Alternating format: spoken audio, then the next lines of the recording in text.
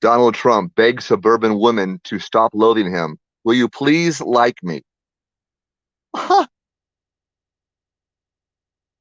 You got to be kidding. Yep. The senior the senior citizens in Florida are abandoning Trump by a huge margin.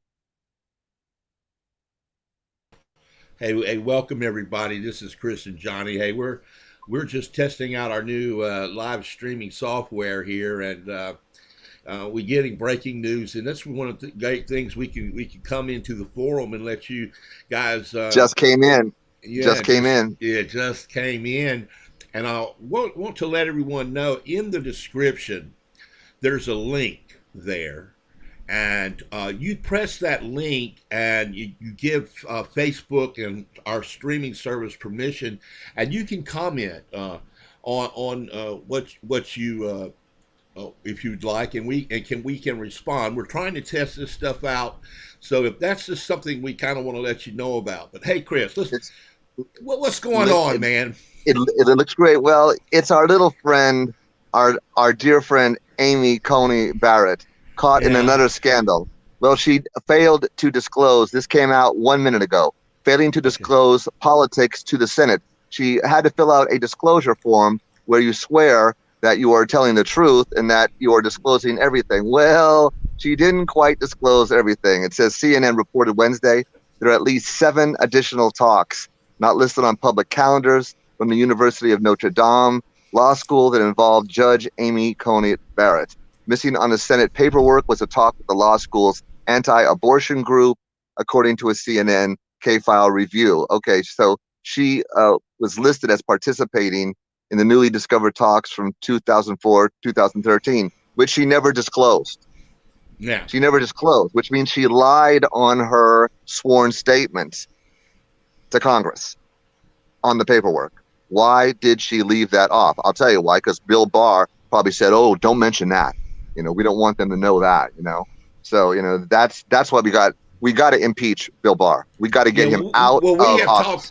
we have talked about that, and I was a little hesitant of thinking that that might not be a good thing to do, or it may not bring any fruits to labor. But I've changed my mind, and every day you're making me out to be wrong on that. I'm beginning to agree with you. I think. Well, it's because Barr is working against our constitutional, right to have fair and free elections. He's actually undermining that, which is an act of treason, by the way. He's actually undermining the electoral process because what they want to do is they want to say, "Oh, we found someone, stole a ballot. We want to go to the Supreme Court now and have the election thrown out, and we'll just keep Donald Trump for 4 more years, and everything's good. It's all good." And then, you know what I mean? And no, that's Mhm. not what's going to happen. We got to get Bill. Yeah, but Bill Barr is very adept at being able to twist facts. He knows the Constitution. He knows the ins and outs, but he's very good at cherry picking his way through it. And unless you're very, very sharp, he can get by you. Now, he wasn't able to do it with Kamala Harris, as you may recall, when she tore him a new, and he wasn't able to get by some of the other people. But for just laymen, just the hoi polloi, man, Bill Barr can talk circles around him. But if he's in there, I mean, Trump's going to lose the election, but he's going to be in office for 2 months until what is it, January 20th, when the new I'm not president is sure of the sworn in. exact date. That sounds No, I think it's the 20th. But anyway, but to have him in there for 2 months with Trump while they plot their next move, I'm telling you, they're going to try to overturn the election. I'm telling you, we got to get this impeachment thing on there. The first thing it'll do is it'll stop the hearings going forward with Amy Coney Barrett, Well, because I've at said that from point, day one that I was concerned about her Puritan tendencies, and the last thing we need is a Christian but she's zealot. dishonest. She's Yeah, I know. dishonest. Well, the hypocrisy of modern day Christians speaks for Oh my themselves. I mean, God. every day My you go God. to. I mean, come on. I mean, the credibility of the white evangelicals has been No, no, no, no, no. atrocious. And I'm not putting it it's on done. all white evangelicals, my brother. But what does the Bible say about you? The fruits they bear, you will know them by the fruits they bear. I Yeah, mean, because at the end, what it is, we're at a time of judgment. As I wrote in this book, which is going to be coming out, hopefully forthcoming within the next year, A City Not Forsaken. What I was saying is the people at the end, there's going to be a great division. And this was spoken of 2,000 years ago, that at the end, there would be a great division and really, in a sense, a final division. But there's going to be a little difference with this thing at what is basically the last judgment, because this time the guilty are going to get charged. And it'd be like in Washington, D.C., if they sent federal marshals over, got all the CEOs from Wall Street banks, brought them into Congress, put them down, and started telling them the charges they were going to be, indicted with, right. which will never happen in this world. But what's going to happen is that people are dividing themselves according to the light and darkness. And my point of view is based upon on Thessalonians 2, chapter 2, verses 2 through 12, about Donald Trump being the son of perdition, the Antichrist. I mean, it's written. I can go through it. Maybe I'll do it later. And then we have Revelation itself, chapter 13, where they talk about this image of the beast that can both walk and talk, which has to do with Scalia when they made money, speech, and corporations people. Now, Right. let me give you an example. I take a let's say a T-bill or something. I put it in the bank and it accrues interest. It becomes more valuable. Okay, fine, no problem there. That's how our banking system works. But the thing is that this is just an inanimate object. It's just a piece of paper. It's just a bond notice and everything else. But that will gain notice. I take you, Mr. Hill, and put you in a bank for 10 years, and you know how much more worth or value you'll have? Zero. So how is it that the dead, that which has no life, is more valuable than that which has breath? How is it that the dead rule the living? How is it that that which is inanimate is more valuable than that which is animate, breathing, and supposedly conscious? Huh? This is above my pay grade, my friend. No, I don't think so. I don't think so. What we're looking at is basically where the GOP has come down on it with the corporations. In other words, corporations are people, are persons, although they don't have to pay taxes. But the thing is when they made money speech, what Scalia did, and remember, this Amy Coney Grant was one of his clerks, and now they're trying to put her on the court. What I was saying, the spiritual things are a bit above my pay grade now for what we're seeing in the private. And I know I've got some insights in there, but you are my man on that, and we appreciate you come to us with the spiritual things because we need to hear that side. But this is the real spiritual thing. I mean, this isn't based upon, we're going to have a white Baptist church in the South. We're going to have a black Baptist church in the South, but it's all good. But it's not all good. It's not. That's not Christianity. It's not the man. I have this point that the modern day Christendom is just fake religion to me. They're not the Bible that I studied and focused on for 6 years of my life, sir. 6 years of my life. Yeah, that's a commitment. That's a commitment. That what they're preaching in the little church in the Dale is not Christianity. No, it's not. What it is, it's highly politicized, and what they've done is, and I wrote this a long time, it's in my book, I said, religion is the grave of faith. And I also said this, if patriotism is the last refuge of scoundrels, then religion is the first. In other words, the scoundrels got into the church right from the get, and they've been there ever since. I was always hard-headed growing up. My mom and dad will tell you that. My brother and sister as well. You were in the civil rights thing. They were always said, you don't talk about politics and religion. And boy, we can talk about politics and religion to my ears and fall off. And I love every bit of it because it's true. Because that's what's happened now. Though religion has become politicized. Yeah. Yes, and what has come to be a mix and what has come to be a reality for every one of us. And if we're talking very excited tonight, folks, it's because we are. It's because It's we've an got unholy. It's an unholy bitches brew, though. What they it put together with this with the Dominionism, which actually was right, taken from Reverend Sung Myung Moon, was preaching Dominionism in right, Korea in 1965.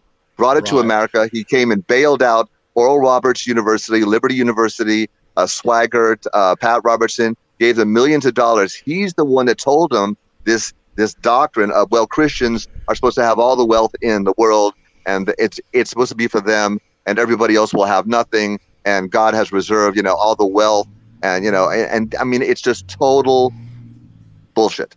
It's that's right. complete bullshit. It's dominionism. They say it's the seven mountains and everything else. This has Right. nothing to do with the seven evil spirits and the seven kings on those seven And we're mountains. I one, can tell you. and we're one. And this, first of all, here's a disclaimer: no one's threatening the life of Donald Trump on the show, but we are exactly one assassin's bullet away from having a dominionist in the White House as the Yeah, president right now with it's Mike Pence. Pence. Well, Pence, I mean, let me tell you this. They put their hands on Trump and they say he's the Messiah and everything else. But I'll tell you, Trump is nothing compared to Pence. Pence thinks he's the Messiah.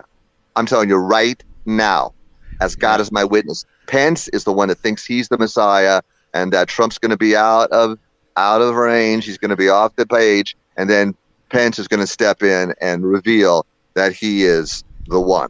I'm telling you right now. I'm Well, telling you right now.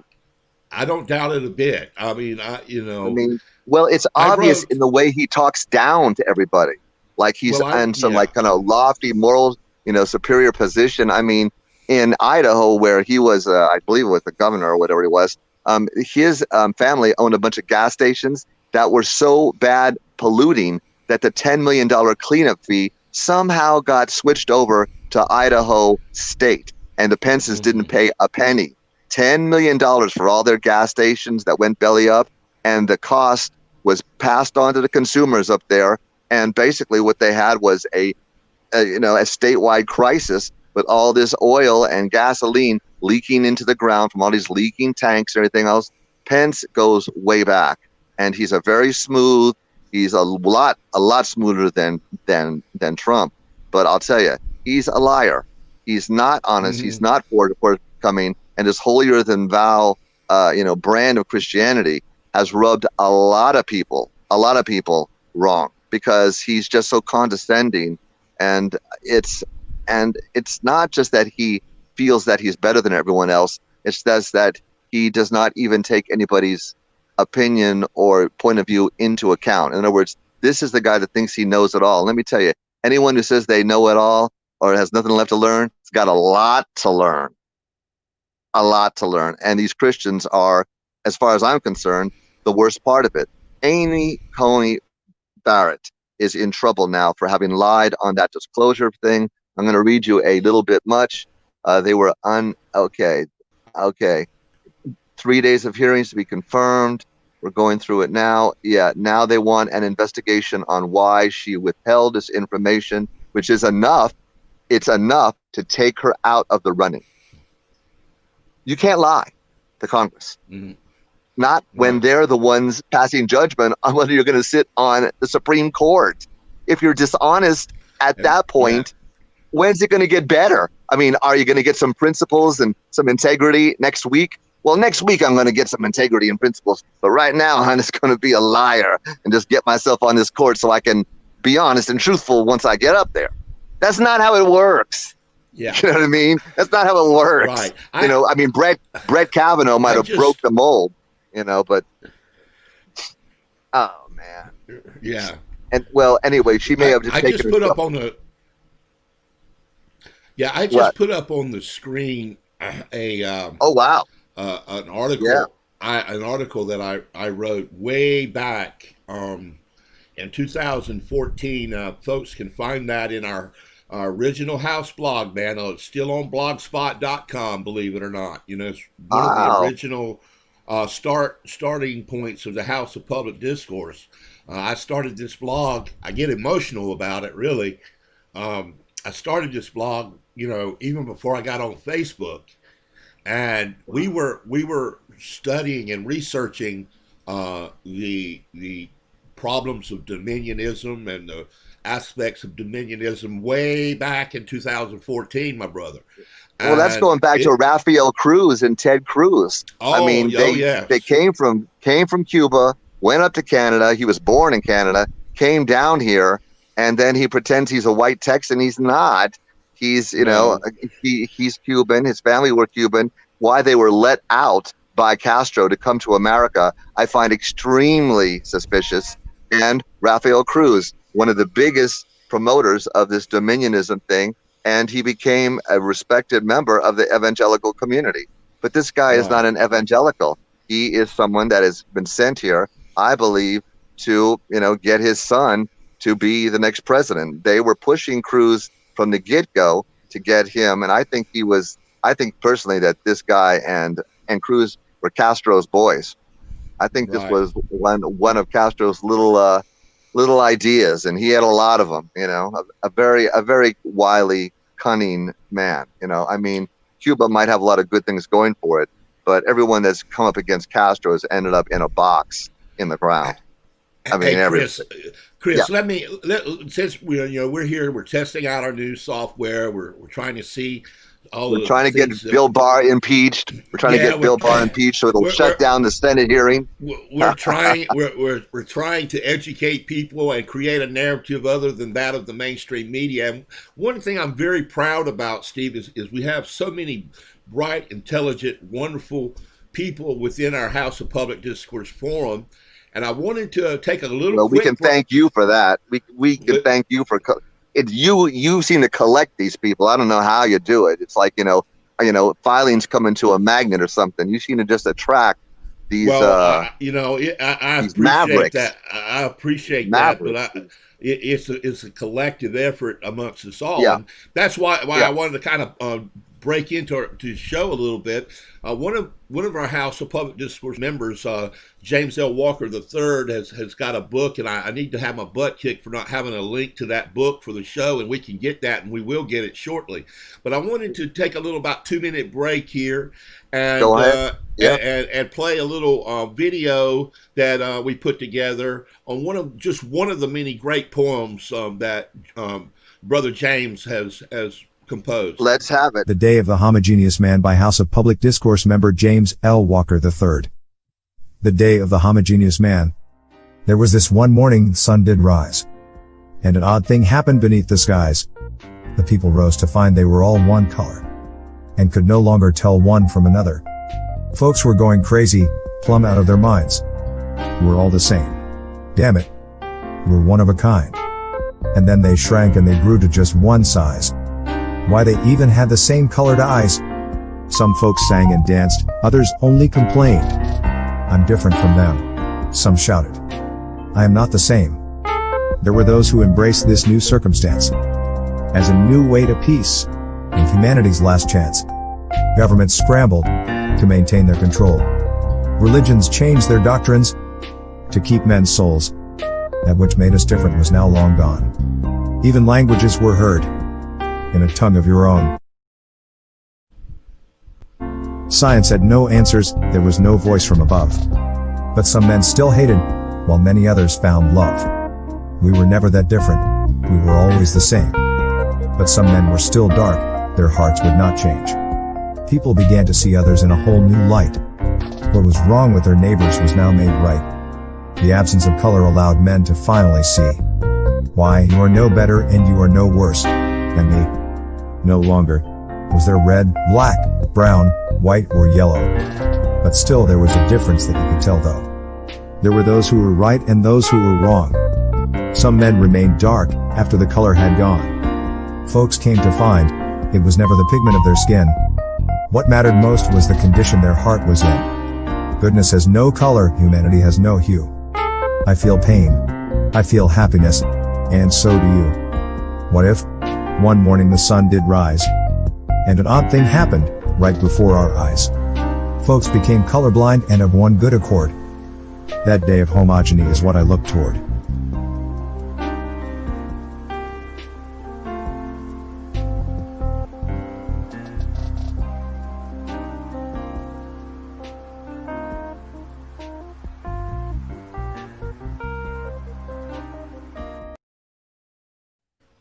Yeah, Wow. man.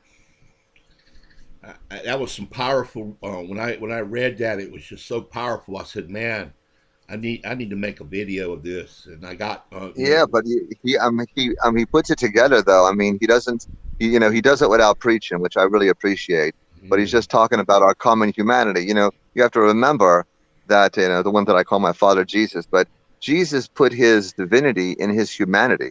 So those that find their own humanity will inevitably come into contact with the divinity that Jesus hid there to actually care for others, to have empathy, which they say that Donald Trump is completely lacking, is really the beginning of what you might call this resurrection, this restoration, um, because at the point where we realize that we are just one race, I think right, is when this healing idea really begins. And without it, I mean, there's a story that goes back to the story of Parsifal in the Grail.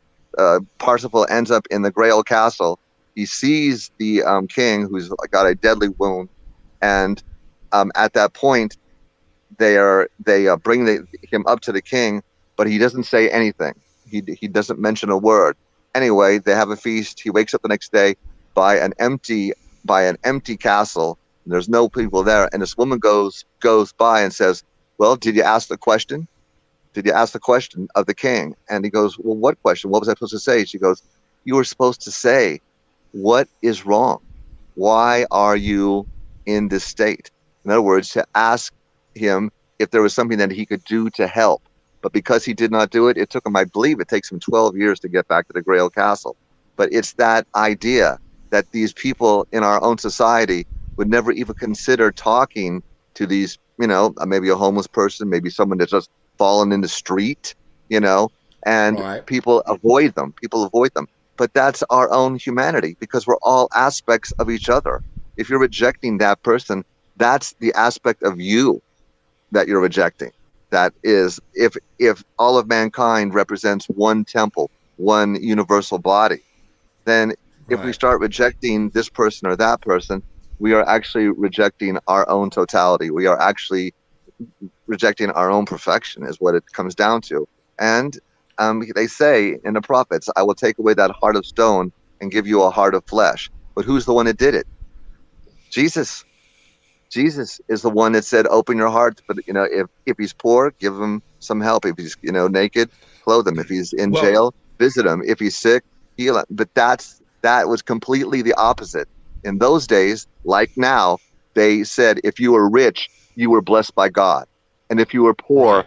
God didn't like you. Which is exactly what the GOP is saying right now. Oh, you're poor, you don't have health care. That's because you're a sinner. That's Well, because you let's. you haven't taken Jesus. Which is complete I grew hogwash. up. I grew up in a right. They can call themselves whatever they want to, but when push comes to shove, they were a far right wing ideologue family. The whole area I grew up in my life as a child are that way up to this very day. A far right wing mentality, Yeah, and it was Tennessee, it's wasn't it? no, Tennessee or it's North Kentucky? Carolina. It's in eastern North Carolina, but the whole South, and it's not just the South. I tend to do No, you that. can find it in the Midwest. You can find it in the You can Midwest. You can find find it it up in everywhere. Oregon, Washington, Oregon. I mean, California, it's all over. And, what I've done, Chris, is I've put together a little something to kind of base our conversation about Amy Coney Bryant and about we're in our first Mr. show. Bach. It was inevitable in our first show that we bring up because there has been such a there was supposed to be a separation of church and state in America, It's in the Constitution. It's in the and Constitution that there will be no, in other words, that we'll make no law concerning religion, that there will be nothing, enforced or sustained by the state as far as establishing it, but that's exactly what they're doing right now at the Supreme Court. They're creating a theocracy, and Bill Barr is the strongest. Him and Pompeo are the strongest proponents of trying to turn America into, basically a Christianized version of the Taliban. No, that's not what we've got going here. The secular state is to protect. I wrote an article back in 2015. You've been on this. You've been on this since day one. I've been on. I mean, about the Christian right and it's the whole authoritarian matters that we're facing. What we're facing as progressives right now, it is authoritarianism in its magnitude, in its glory days. We have a society wrapped in the flag. Sinclair Lewis said, "Wrapped in the flag, cold in a Bible, and an AR-15, and I mean, these people have not a clue what Christianity really means. I mean, how can you call yourself a Christian and then come down on a side of locking these children up in cages, or making it, the people who are trying to get into America to get out of this, South America, which is, completely infested with our CIA trained death squads, with these, ruthless men of power who have kept the people in a state of basically a reign of terror. They come to America to try to get jobs, to try to get another life. And now we've got this maniac in the Oval Office, Mr. Trump, who has now demonized them and saying, oh, they're coming here. These are rapists and drug. These are families with children, the ones that are working 10 hours a day. No, they're not terrorists. No. I'm sorry. The only terrorists I see are carrying AR-15s and walking around with, swastikas and Confederate flags and, promoting racist, division, white supremacists. Those are the only terrorists I see. And the FBI agrees with me, saying that they, for the last 2 decades, it actually goes back further, but 2 decades, all these white supremacists have infiltrated law enforcement, the South, especially the Midwest, and also a lot of Republican soldiers have taken a. Actually, I did the research on this. I did an article about this that was actually mandated by the federal government. I don't have the exact year. It was sometime around the Iraqi war, veterans coming back from service in Iraq, that police were. Forces across the country were mandated to hire military vets as a priority. Okay. As a priority hire. And then what we found out, lo and behold, is that we had a lot of those so-called holy rollers, and a lot of these men suffered from post-traumatic stress syndrome. Of course. I mean, any war, but especially this war. And we were putting these guys who were looking at the people they were patrolling as enemy and not members of the community.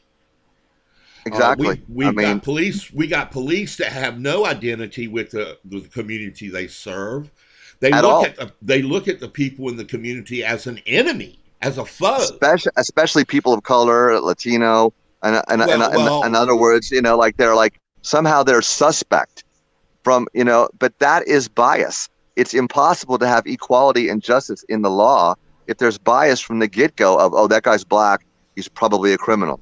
Oh, he's probably doing this, and then the guy, you find out later, he was a CEO, he owns the building. But they've got him they've got him in handcuffs sitting on the sidewalk. What were you doing on the 8th floor? Well, I own this building, actually. Mm-hmm. Oh, well, we'll have to check this out, sir. So the guy sits there for a couple hours, and then the cops just say, oh, we're sorry. No. That's not what America is about, to where people are, judged to be guilty, until they're proven innocent. No. That goes against the entire idea of the Bill of Rights. People are equal under the law and can have a just sentence, before the law. But you can't do it if you've already condemned them. You can't do it if you've already decided that these people are probably up to no good. No, that's not law enforcement. That's just vigilantes with guns and badges. let's try something out here. Like we say, we're inside the forum. If we're not. Well, go ahead. This is our first real show. And it's Let our me see first it. show where we're just getting shit together here. You know what I'm saying, bro, man? Come on, And if we can't see what be you got. ourselves, if we can't be ourselves inside our own forum, then when the hell can we be ourselves, huh? Seriously. What do we got to do? Do we have to get permission to be ourselves now? We got to I actually, know. we got to take a What vote. I've got Gotta here, take a what vote I've on got it? here is actually a really nice way for us to kind of compartmentalize the conversation about what we're really talking about. And what we're talking about is Christian nationalism is on the rise in America.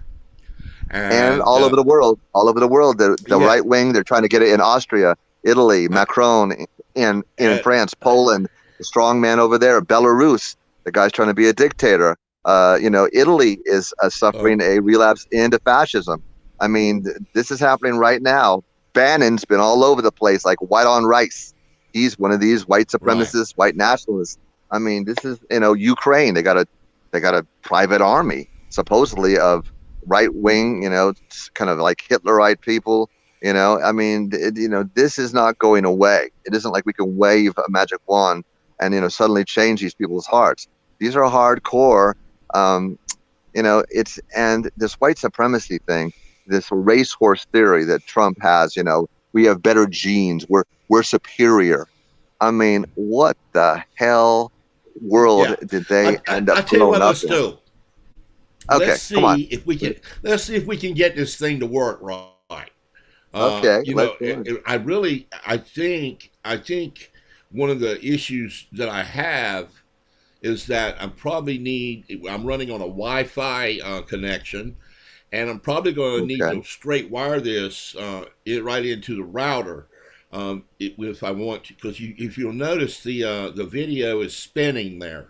Do you notice that? Let me put it on full screen.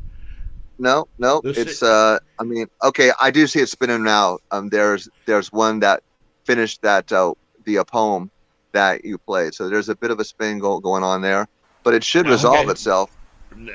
It should resolve itself in about a minute. It is. It's totally clear. It's working.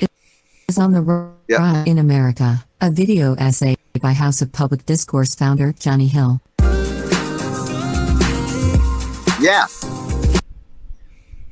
Is it coming? Let it roll. Okay. Yeah, let it roll. Let's see. Let it roll. Well, I've got to. That's what I I'm heard saying, the girl's man. voice. Yeah, it's not Okay, doing, it's about to come on.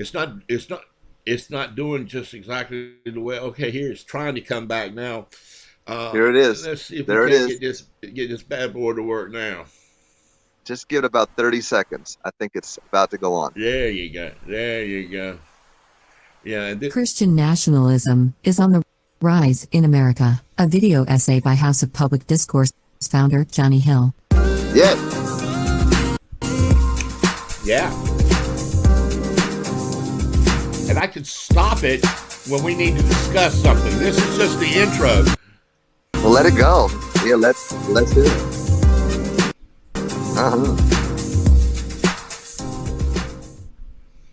Sounds great. Hello, I'm Johnny Hill, founder of the House of Public Discourse Radio.com. Is the rise of Christian nationalism just a way to legislate evil and punish the poor? On August 26th, during the Republican National Convention, Vice President Mike Pence closed out his acceptance speech with the biblical sleight of hand. Speaking before a crowd at the Fort McHenry National Monument in Baltimore, he exclaimed, "Let's fix our eyes on Old Glory and all she represents. Let's fix our eyes on this land of heroes and let their courage inspire." In doing so, he essentially rewrote a passage from the New Testament's book of Hebrews. Let us fix our eyes on Jesus, the author and perfecter of our faith, who for the joy set before him endured the cross. There's nothing new, of course, about an American politician melding religion and politics on the campaign trail. Still, Nope. Pence's decision to replace Jesus with the stars and stripes raised eyebrows across a range of religions. I guess. Yeah. Wow. Well, So he rewrote the scripture. I'll pause it right there. So he was Yeah, rewriting the right. I wanted to gospel. pause it right there. Wow. Yeah, it's plagiarism.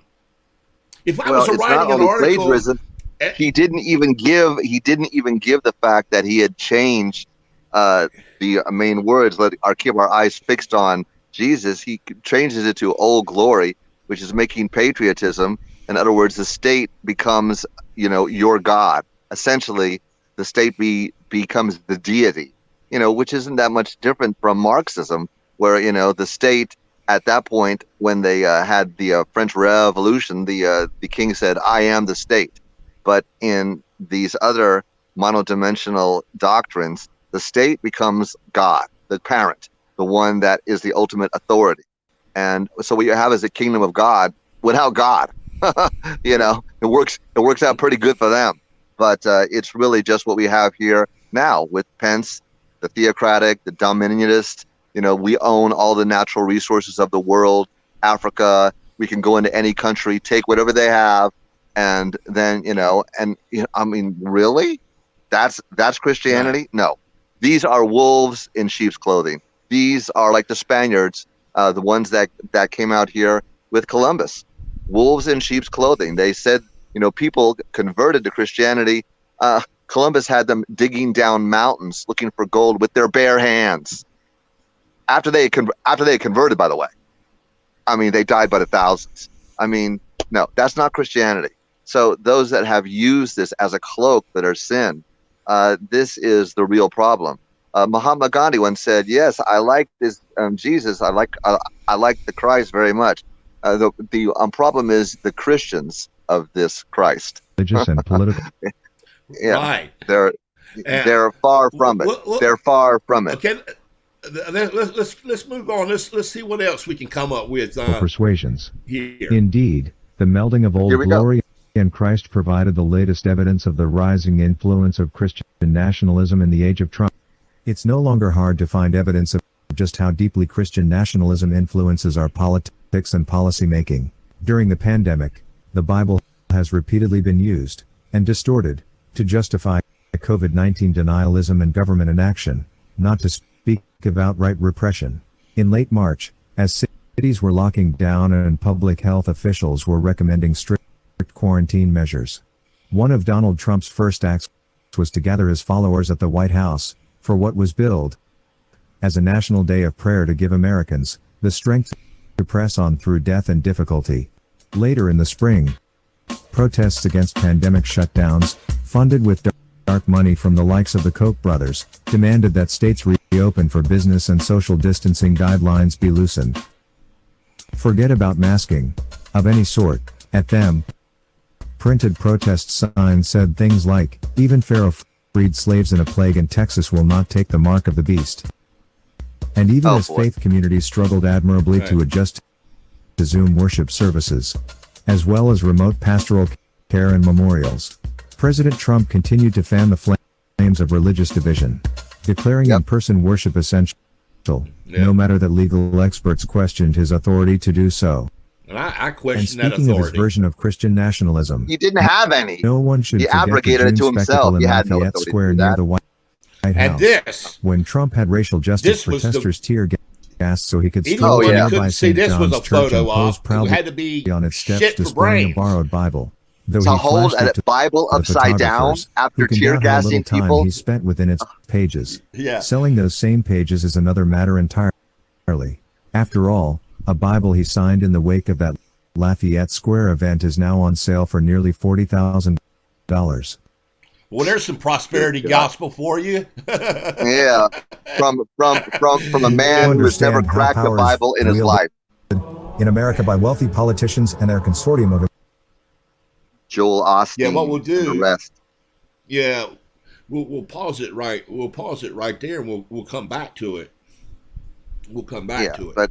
But as I recall, my father Jesus said something about it would be more difficult for a camel to go through the eye of a needle than for the rich man to enter the kingdom of heaven. And he also said, he says, "But woe to you who are rich, for you have received your consolation." So the people that have, adorned themselves and, and definitely decided to follow Mammon rather than God, that's all they're going to get when they're on the other side of the veil. they've already received their reward because they sold themselves for it. Those that were said, the blessed are the meek, they shall inherit the earth. These are the people that might not be great in, material things, but they are very great in and wealthy in spiritual things. And you'll find out, as you know, since you've been on the street at some point, and so was I, that the people that are the poorest are the most generous, the most giving, and also the happiest. When they're not being oppressed and chased, from one place to another by the police. Well, let me stop you right there, Wise One, because one thing that really brought us together was that we connected on this. What you said was a mouthful of truth, because let me give you a little background. I grew up in we were an upper middle class family. We lived out in the country on a 2-lane road. We had tobacco fields, and I could smell the hog farm on a humid southern day from 2 miles down the road. You sure could. You sure could. When the air wasn't blowing, and that pig shit, you could smell it for miles. Oh my God! It was, and playing sports. I was really into sports, and my high school was about 80% white. We had 20% black. Most of the black kids that went to my school lived at Cherry Hospital area, which was a place, a mental hospital that they put some little small houses in row houses, Bungalows, basically. Those homes had more love in them because I had many friends who lived in those houses, and there was more love in those houses than any house that I've ever known in my life. Yeah. Well, because they got it. But most people would look at those houses and say, "Damn, that's a fucking shack." Excuse my language. Well, the thing is, the people that resided in those houses had nothing but love in it, and it was just something that really touched me from a young age. Well, you're not alone. Looking at one of our troubadours, Woody Guthrie. Woody Guthrie was living in one of Trump's father's, little kind of housing developments. And one day he had some black friends come over to his house, played some music and everything else. They evicted him. For just having black people visit him. Okay. Oh. They sued Trump and his father for having these racist policies at their housing projects, which were government sponsored. And, they got loans from the government to build them. And Trump, I believe his father actually ended up having to go to jail or escaped jail by having to recant their policy, where black people were basically segregated from the other people. They were put into substandard housing, and they were not allowed to live in the good housing. So, Trump has been in this particular line of work since the beginning. Woody Guthrie even wrote a song about old man Trump, and having this racist ideology. It's, the redlining has been going on for a long time. And you're saying, but yet these are the people with the biggest hearts. These are the people that actually cared for their brother, their neighbor, So I look at it the same way. What we're looking at America right now, from the wealth inequality, where 3 people have more wealth than, 150 million Americans, 3 people, right. The French Revolution happened when they taxed the poor into oblivion. And finally, they came to Louis, I believe it was Louis the 15th, and said, there's going to be trouble. The people are at the breaking point. And he said, après moi le déluge, after me the deluge. And of course, his son got his head cut off. But this is what we're doing in America. They decided, the GOP especially, that we're just going to take, we're not just going to take some of it. We're going to take it all. Like Bernie Sanders said, when is enough enough? These people. And on that point, let's move ahead in the video. I don't mean to stop you, Chris. You can keep talking, but I want to go ahead and get through this, because I think this is basically what we're talking about. We're talking about the rise of Christian nationalism in America. We know for a fact, which is the death of Christianity. Really, it has been more America. one of the first articles I ever wrote in the House of Public Discourse was is America really a Christian country anymore? Because when you break down the numbers, Chris, more and more people are saying that they're not affiliated with any religion at all. We've got a lot of these people who have taken up Wicca, pagan beliefs, kind of a blend of Christianity, self-help. Well, these people, I'll be honest with you, Chris. I understand the agnostic. Oh yeah, no. The agnostic. It's a reaction. It's a reaction against these false Christians who claim to be Christians, but then use the Bible as a weapon against. Oh, you're gay. Well, it says in the Bible, gay people. Blah blah blah blah. But that's not what it said. It said, "Don't judge." It said, "Judge not." To not judge is divine wisdom itself.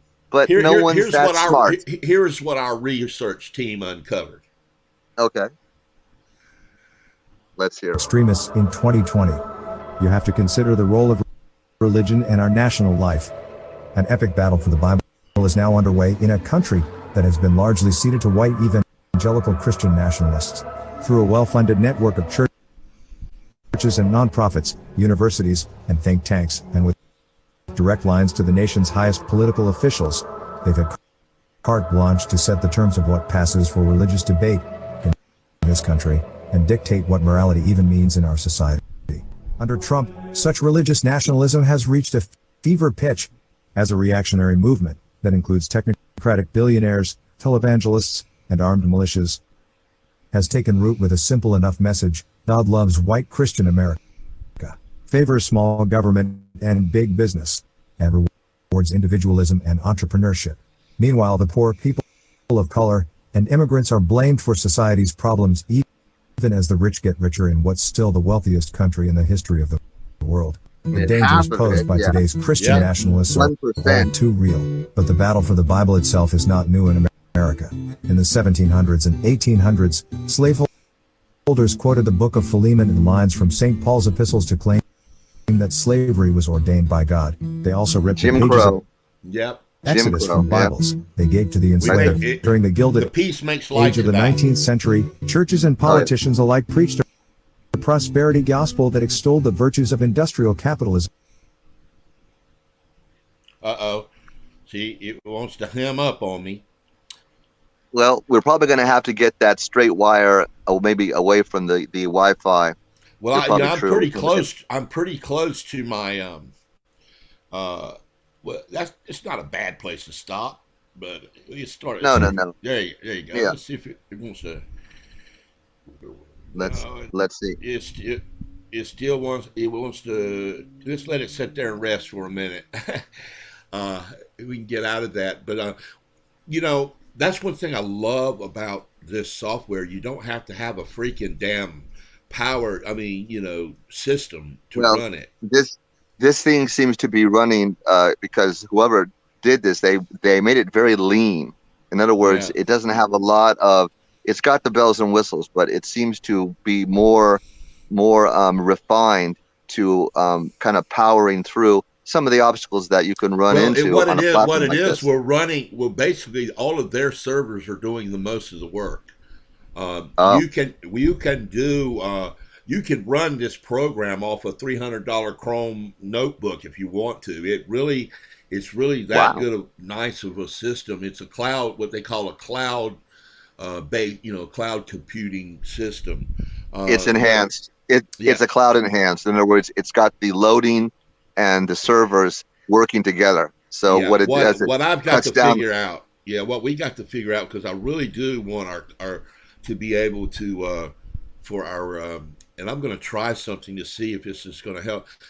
Comments for people. We want to get as many people to comment. And I don't know how Facebook, is propagating I don't know if we're getting out there or not. I don't know how many. I'm fixing to check. We'll check the settings. We'll check the settings. We'll have to see at this point when we start integrating the audience into the thing. We're going to have probably a couple thousand people, I would imagine, right off the bat. Well, we got a lot of people who are asking about it already. So looks like there's Well, we're gonna have we're going to have a lot of guests and a lot of different people, political activists from across the country, to come in, and I'm checking. I'm checking the forum now. See, I try to keep everything turned off except the streamer, because I don't want to use that much of my resources on my computer, and I notice when I run the system, it does take up a lot of my my CPU usage, but and memory, and memory and that type of thing. But it's not half bad. I've run some other systems that I've seen you go through them. You went through them like a kid with cookies. It was like, nope, doesn't know, can't, doesn't have it. So you kind of eliminated it, process of elimination, until you got down to this one, and this one seems to be the best I've seen. I mean, we've been on now for a couple hours, and a couple little glitches, and that was it. I mean, usually for something like this, it's a nightmare. Yeah, we're streaming. We're streaming to my Johnny Hill page. We're streaming to the forum, and we're also streaming to YouTube. Not bad. Not bad for a first show. Not bad for a first show. Going on and also the media that you were able to put in, the videos, the pictures, the poem that you did the video to. They all seem to be totally perfect. I mean, not a kind of a tip to the hat. Maybe we got a little bit of a blessing from above here for this first show, but looks like it doesn't have too much farther to go to get this thing tweaked to where it'll really be state of the art. State of the art. I don't see what I'm gonna. I think what will take care of the lagging video issue is just to hotwire it straight into the router. I think so. Because you're probably getting some signal distortion or a little bit of a delay. That's it. That's the only thing, because let's see, like, for example, let's say we got a breaking. Let's see what's happening right now on my what I use for my breaking news. Where I get a lot of my news from. And what the number one story of the day is, according to Amy Coney Barrett calls family separations a policy debate, refuses to say if it's morally wrong. What? Yeah. No. And this is supposed to be like one of these. And that's from Slate.com. Well, Slate doesn't pull any punches.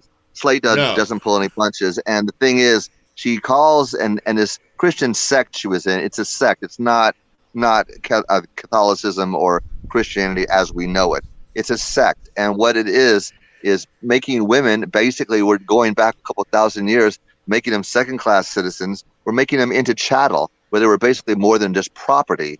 I mean, how is she going to be able to deliver judgments on the bench of the Supreme Court if her husband can call her up and go, no, baby, no, that's no good. You got to change that. So who's going to be running her on the Supreme Court? And is Donald Trump going to call up her husband and say, tell your wife there to, she better take that down there, and then she's going to have to obey her husband? This is supposed to be a neutral, objective judge, but her husband can call up. She's got to obey him. You were one of the first people to make me stop and think about that.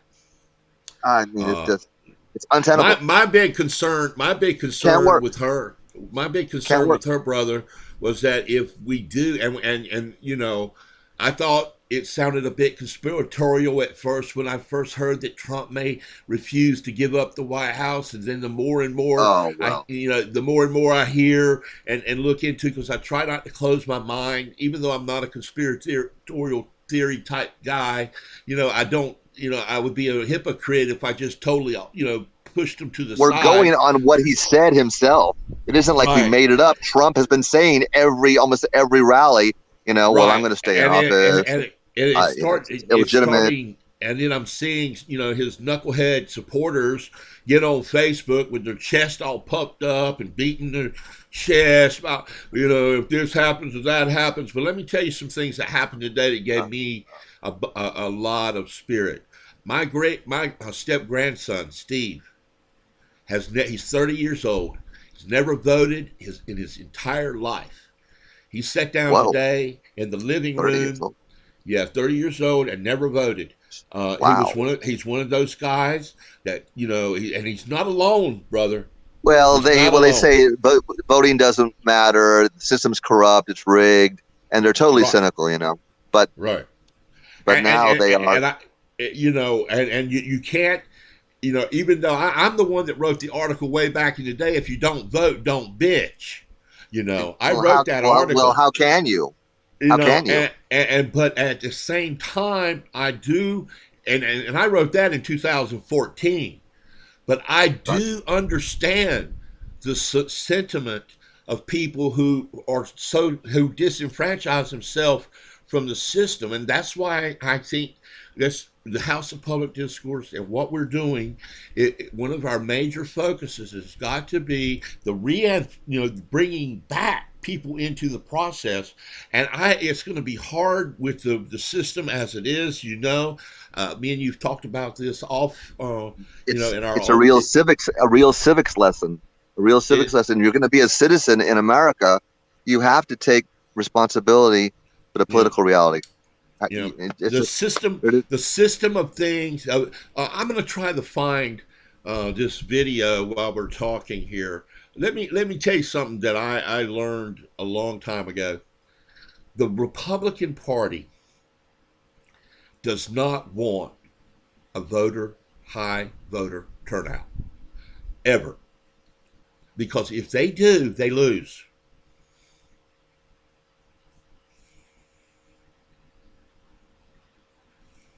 they have really taken on this strange philosophy to where the less people that vote means the minority rule will Right. sustain. In other words, older, white, And Christian, I'm putting together a report right now. Matter of fact, I'm almost about 80% done. Another video, like one similar that we worked on tonight, that it's breaking down the current electorate that we're going in. We're less than what?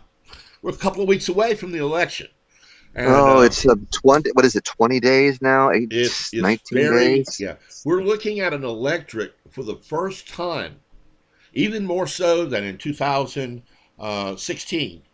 Oh, way more. We're No, no, way looking more. we're looking at an electorate that's got more non-white voters in it than ever before. Well, Black Lives Matter. They've had to get up. They're fighting for their own survival. They've been targeted. All these unarmed black men, usually shot in the back. I noticed. What threat do they pose to American society? None, zero. But it seems to have been a policy, even with the White House, to where this is okay. And this is like it's kind of like open season on single black men. And Yeah, you don't have to be a wow. genius to Well. see. Also, let's don't forget our Latino, Hispanic brothers and sisters that's been locked Oh up in well, they. cages. And the, I I mean, mean, at the if border, you at if you at the border, no, yeah, no, bring us your huddled masses went yeah, yeah, by the wayside when the yeah. As long as color. they come from Norway, yeah, like Donald Yeah, Trump says, as long as they come from Norway. when the complexion of the skin changed, all of that went Out the window. out into the Hudson Bay or whatever fucking Out body of water that is it's sitting in. You know. New York Harbor. New York Mhm. Harbor. It went out the window. And the thing is, we were supposed to be a nation that held the promise of this humanity. In other words, where it said, "Bring us your huddled masses," it didn't say, the ones from, mainly, Northern European backgrounds, and we don't want anybody from, the Southeast or, from. That's not what they said. What they was a land of promise and opportunity. It's supposed to be. Oh well, it comes out of the Bible. The land of the free, the home of the brave. But the spirit of the Lord there is freedom. To me, that was always what America was really about. This spirit that made it so that people could be free. That's to me that's the promise of America, and it seems to have run into some very very rough waters indeed. to where a certain amount of the population, I'd say about 30-40%, have a completely different idea of what America should be. Kind of a walled off kingdom where, we're only going to have like one kind of religion, one kind of people that are going to be in charge Well, to that dictate goes or interpret the Bible. that goes to authoritarianism.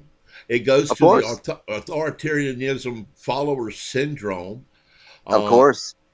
And it goes to what we're fighting against, and what I hopefully by doing more live shows and live streams and some more things that productions that we're going to be putting together here in the House of Public Discourse, is we want to try to bring to light the real battle.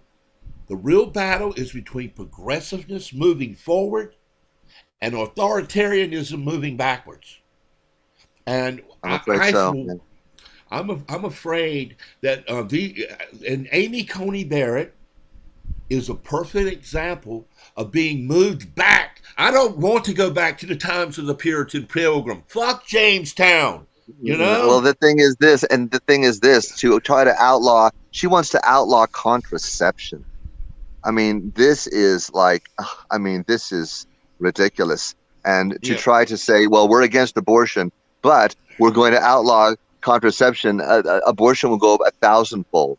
But they want it both ways. They're going to call themselves pro-life, but they don't want people to be able to, have access to contraception, to health care, as far as like a yearly pap test, which saves the lives of literally, tens of thousands of women through the years. I mean, this is going back to the Dark Ages. This is going back to the time when women were considered, these people say, we don't want women going to college because then they'll be smarter than their husbands. Put them in the kitchen, have them cook the food, take care of the kids. That's it. We're done now. Really? Yeah. Really? Yeah. Let me tell you something. When I saw Kamala Harris being put on the ticket for, I've got some grave disagreements with her policy wise, but at least this is a woman ostensibly of color, who is a heartbeat away from the presidency. So what's wrong with that? Well, nothing. It's long overdue, but just the reaction she received from these, right-wing Trump people, you might as well thought that we had put, a female version of Genghis Khan on the ticket that was going to destroy America. And what was she? She was the Attorney General of California. I mean, she's pretty conservative, pretty mainline, not a radical by any means. These people went crazy. They went absolutely berserk. Fox News thoroughly disgraced themselves. And then, of course, Trump, with some of his comments about, her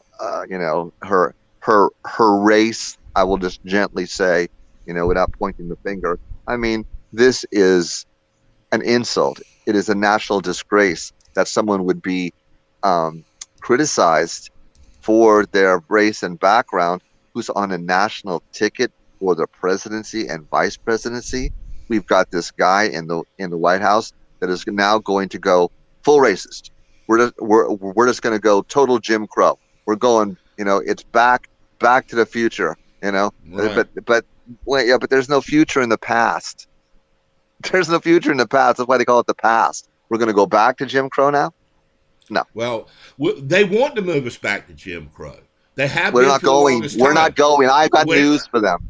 The black people are out there voting in droves. Well, no, in droves. America's burning. America is burning right now because the black people are voting in droves. Last year at this time, they had about 76,000 people voting at this time. This year, we're at what, 8,300,000? Yeah. Hey, yeah, brother, that's a bit of a difference, I'd say. Brother, let me introduce the audience. If anybody's out there, I don't know who's listening. It might be just me and you. But it's quite possible. The guy I was talking to. But anyway, we can make this and record it. It was being recorded, and we can play it over and over again. But anyway, Paul Weyrich was who I was talking. Okay, Paul, about the voter suppression.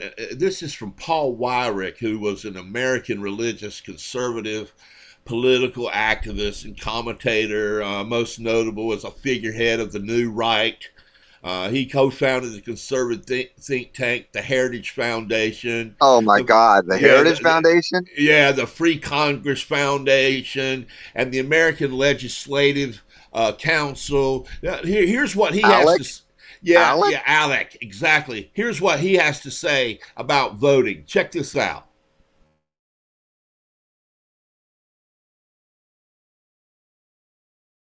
Now, many of our Christians have what I call the goo-goo syndrome. Good government. They want everybody to vote. I don't want everybody to vote. Elections are not won by a majority of people. They never have been from the beginning of our country, and they are not now. As a matter of fact, our leverage in the elections, quite candidly, goes up as the voting populace goes down.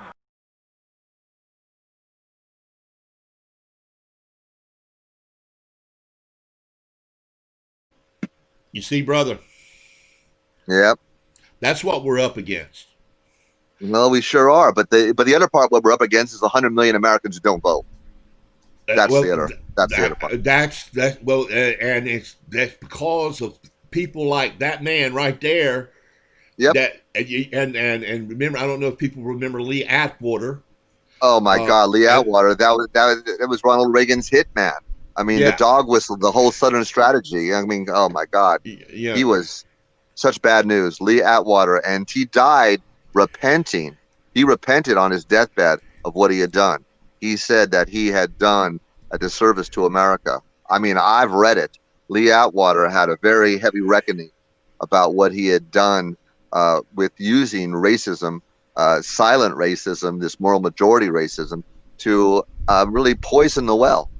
To poison the well, especially in Southern politics. and said, let me tell you something, sir, because I Okay. lived it. It I'm worked. listening. It worked to perfection. Well, George, It was let's take a look at George Wallace. George Yeah. Wallace. I mean, he was going to the White House. He was going to, Trump. Trump, The people say, is very much like George Wallace. I mean, no disrespect whatsoever, but the Democratic headquarter parties in the South are a joke. Now, there's certain cities. I can speak in North Carolina, Orange County, the Triangle, maybe Charlotte, and maybe Charlotte. maybe a few other little areas. But you get into your nuts and bolts, day in, day out, everyday small community towns. The Democratic Party headquarters is a sham. Yeah. It's Well, a in sham.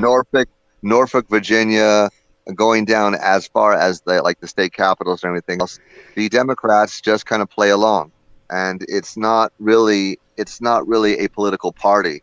It's more like a what would you call it? What would you call it? Like kind of a boys' club for Well, like what hypocrites. I mean, I really, everybody, what we've got is, and we've done, a lot of research on this. What we've got is two neoliberal factions working here. fighting for control. Yeah. And I hate to break it down this way. I hate labels, but by God, they're so useful sometimes in politics. And I learned this from Linda Wade, one of our House of Public Discourse members. You've got the Republicans who are more, national type, and then you've got the Democrats who are more global, and both of them have meshed into, the global markets are dictating what both of these parties are saying in a nutshell is that whatever's good for the free markets is good for society. And we know that's not true. It's a race to the bottom. In other words, we're competing against people who will work for food. At that point, the American market itself was decimated. And the people that got all this money from the government, Bernie Sanders tried to get them to promise that they would not fire or use their money to buy back stock and do everything else. And of course, they said they were going to hire more people. And what do?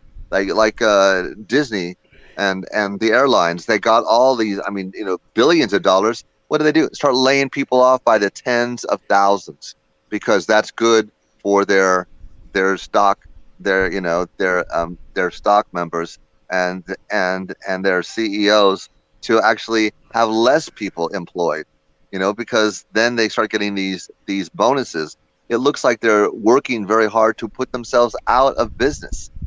I can't think of it any other way. It's like, Yeah. the like the less people who are working, the more money they are able to Right. take for themselves. Well, That's that. I remember this. I was a young man. I was 21 years old.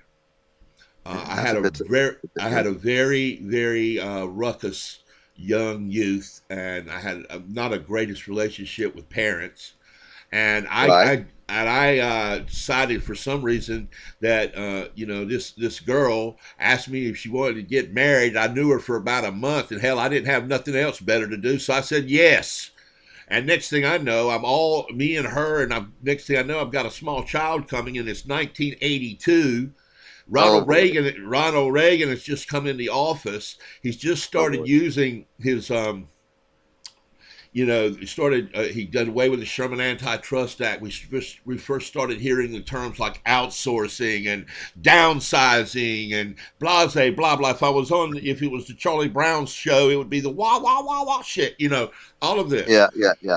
all It of this is. No, stuff, no, and no, no. I lived through it, and I know I went from working in my daddy's family business clothing store to humping cokes and spraying bugs while she was in medical school, and I Yeah. know Well, how the tough thing it is, was. that was the beginning of the class war. At that point, the productivity of the corporate structure was completely, disassembled from the workers and their pay. In other words, up to that point, the productivity and raises and financial prosperity were going hand in hand. After 1980, that was completely stopped. When I was in college, looking at the graph, they were showing productivity at the certain thing going from about 1973 up. I'm going, well, productivity is up 1,000%. I said, where's the line for the workers?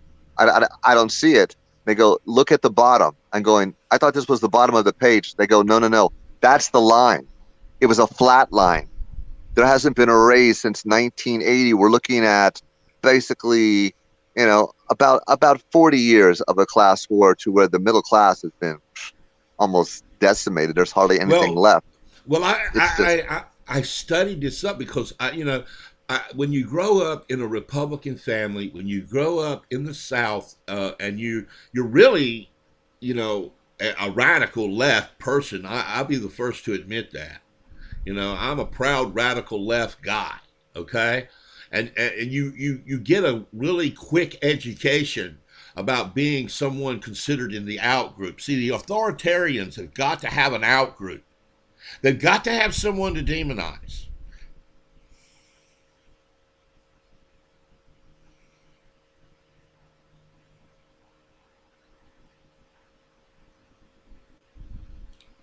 Hey, Chris, you muted. Hey, you mute yourself, sir. Hey, unmute your. There you go. well, Hey, there you go. anyway, well, what they done. Anyway, the Muslims that they were demonized, some of the most hardworking, intelligent, well-educated people in America. But according to Trump, they're coming here to be terrorists. Isn't it curious that even from before 9/11 and after, there has not been one. I'm holding my hand to God. There has not been one act of Muslim terrorism in America. Not one. No. White supremacy terrorism every week.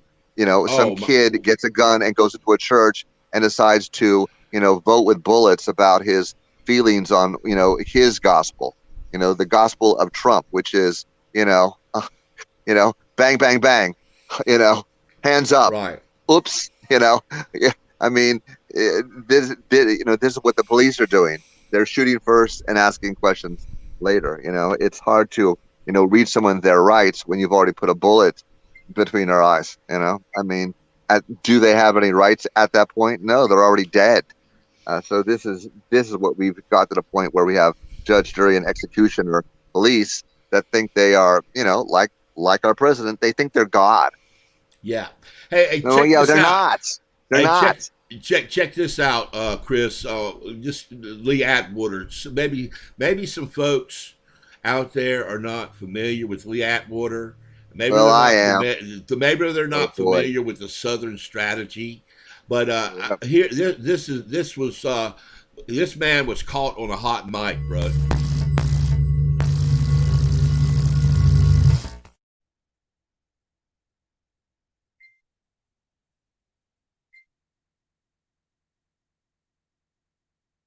Working in Reagan's. Then the vote of racists. Here's how I would Wow. approach that issue as a statistician or a political scientist, or no, as a psychologist, which I'm not, is how abstract you handle the race thing. In other words, you start out, and now y'all aren't quoting me on this. You start out in 1954 by saying nigger, nigger, nigger. By 1968, you can't say nigger. That hurts you, backfires. So you say stuff like forced busing, states' rights, and all that stuff.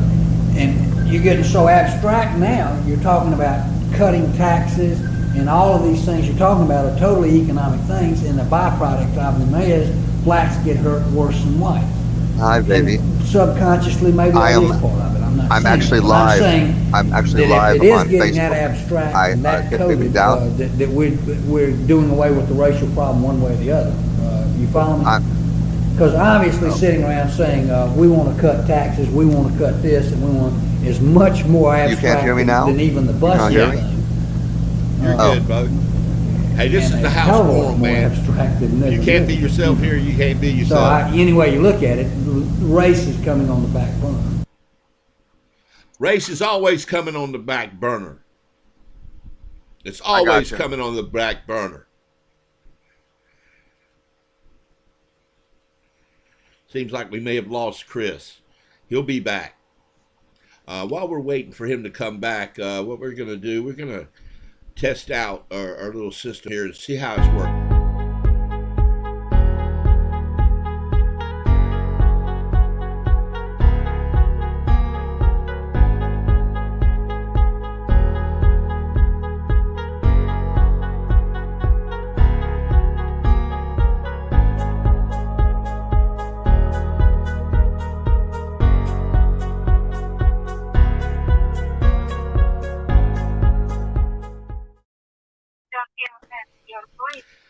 Hello. Man, you're back. Hey, check this out, bro. We've been streaming for 1 hour, 16 minutes, and 41 seconds. Our first show.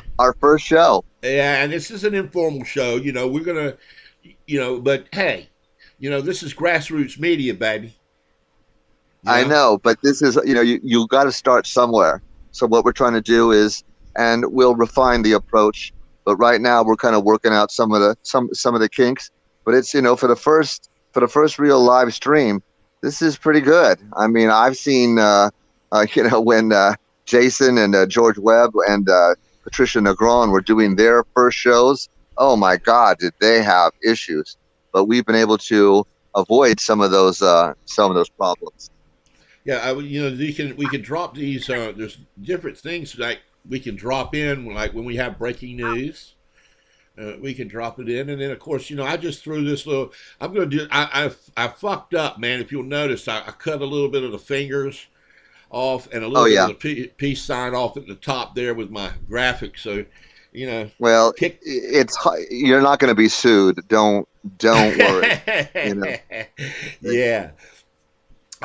And some other things, that's going on today in the news that, there's all kinds of stuff going on in the news. And I'm looking at the confirmation and just the fact that there is a group of people that are actually actively calling for Barr to be disbarred and taken out simply because of his when they asked him about the governor of Michigan, whether they were going to kidnap her and possibly kill her, rape her, everything else, and they asked him if he'd heard about it. He said, "Oh no, I've never heard a word." That is total malarkey. Okay, as the lead officer in America, Mr. Barr was quite apprised of the situation of these white supremacists in this plot to kill an elected governor. This isn't like we're like taking out a shop steward, for some low level state representative. This is the governor of the entire state, and they were threatening. Even before that, when Mr. Trump was saying to go liberate, what was it? Michigan, liberate Virginia, liberate Ohio. I mean, these people took him at his word. they took him at his word, and we almost got a lot of people killed. And Mr. Barr was totally blasé about it, like, well, and like the sheriff was saying, well, I think they just wanted to do a citizen's arrest. These people are looking at life in prison. This wasn't going to be a citizen's arrest. Huh. You know what? When every time I hear that term, citizen's arrest, Yeah, down in yeah, North, with citizens. yeah, they also too, man, and I'm going to find it here. I'm going to find it for the show here. It don't take long. Gomer Pyle, there was a show, Andy Griffith, man, and down in North Carolina, man, if you didn't, every day you got off of school, you got out of school about 3:30, you got home about 4 o'clock in the afternoon, you grabbed you a peanut butter and jelly sandwich and a glass of milk, and you sat down in front of the TV and you watched the Andy Griffith show, Andy and Barney and my boy Opie, who turned out to be one of the greatest directors of all time. But old Gomer had a little thing, citizens arrest. And every time I hear that term, I think of that. And I'm going to find that for the show.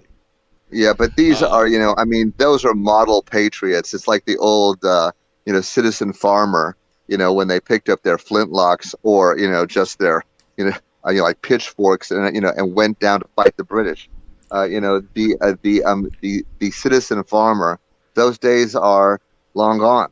But now with the idea that people can vote, in like mass communication, I think that we have to reevaluate the way that we look upon the electoral process. The Electoral College obviously has to absolutely.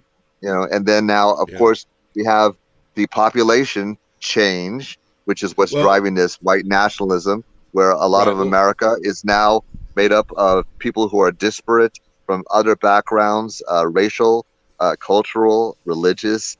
America's, topography, it's, as far as the people, is changing. And this is what has caused people like Donald Trump and some of these other people to gain a foothold, because people are, they are intolerant of other people gaining a majority. But that is part of what America was supposed to be about. It wasn't supposed to just be about, well, we got America, but just remember this: it's only for white conservatives to rule and decide who can have, what slice of the pie. Really? Is that in the Constitution? It's just gonna be like kind of a whites only deal. Are going to be running the show forever. Yeah. Really? Yeah, no. Well, I can tell No. you, I can tell you something right now. One of the biggest concerns that the Republican Party has, and Donald Trump has, is the very thing that we're going to be discussing in some coming days, is the changing electorate that's going on, and also, like I alluded to earlier, my step grandson, while voting for the very first time by mail. For the first 30 years old, first time he voted. Wow. For the first, and by mail. And that leads me to our next little segment here. And this is from a mainstream media source. I think this is NBC News.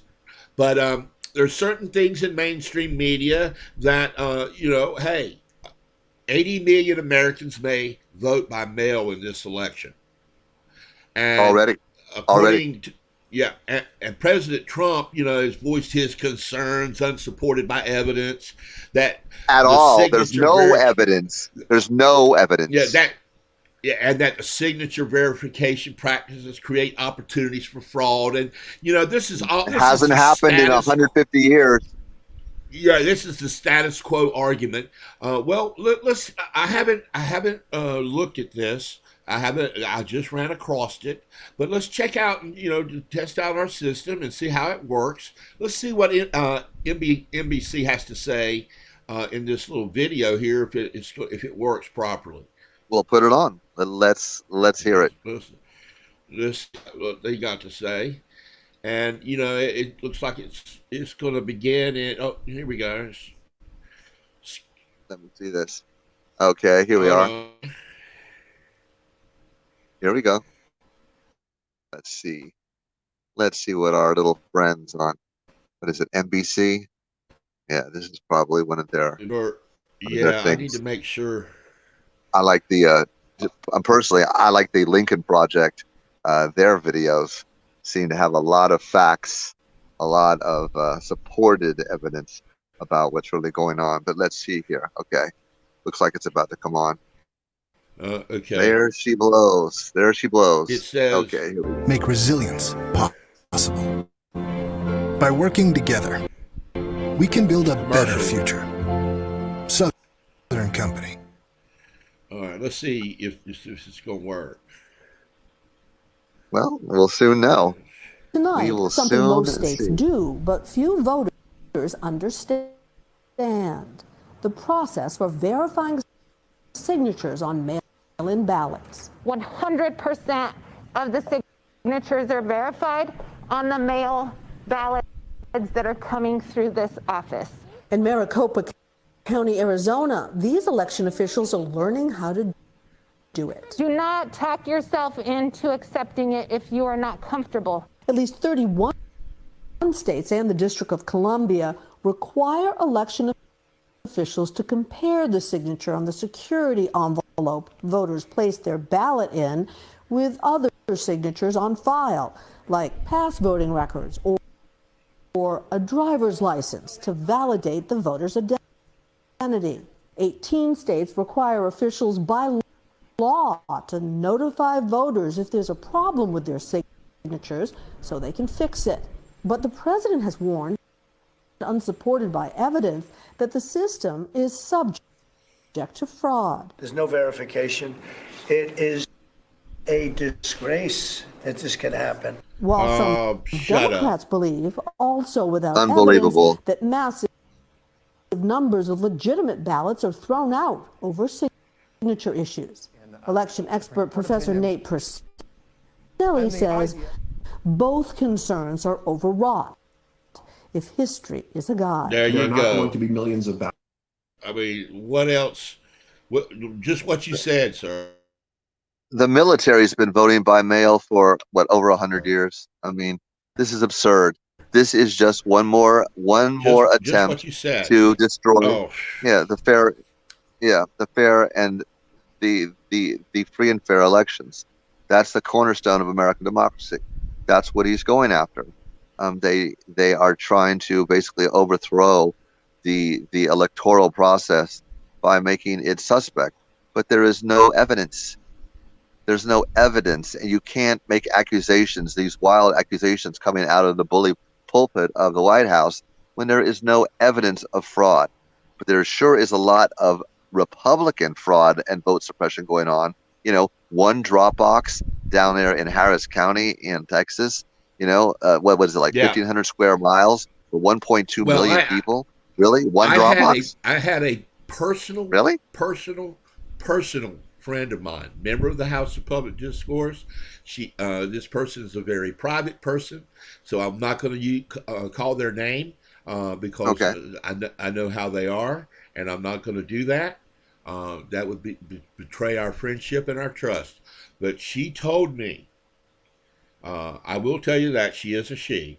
She told me she stood in line for 10 hours today. No. To vote. 10, no. Oh my God. 10, I mean, most people couldn't even stand up for 3 hours.